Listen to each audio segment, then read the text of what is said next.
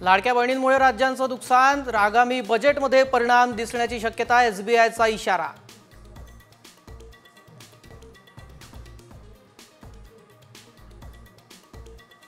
पुण्यात जीबी सिंड्रोमच्या रुग्णसंख्येनं गाठली 100, 24 तासात 28 नव्या रुग्णांची नोंद।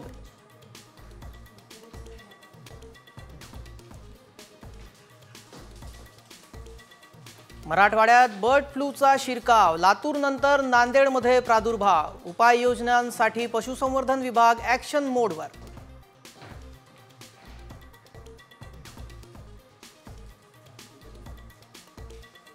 संपूर्ण कोस्टल रोड आजपासून सेवेत, मरीन ड्राईव्ह ते वांद्रे 12 मिनिटात करता येणार प्रवास।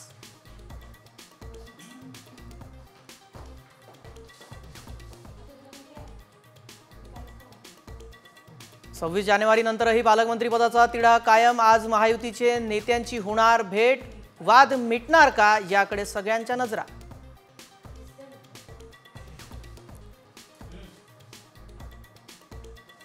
छावा सिनेमातला वादग्रस्त सीन काढून टाकणार, राज ठाकरेंच्या भेटीनंतर दिग्दर्शक लक्ष्मण उतेकरांची माहिती।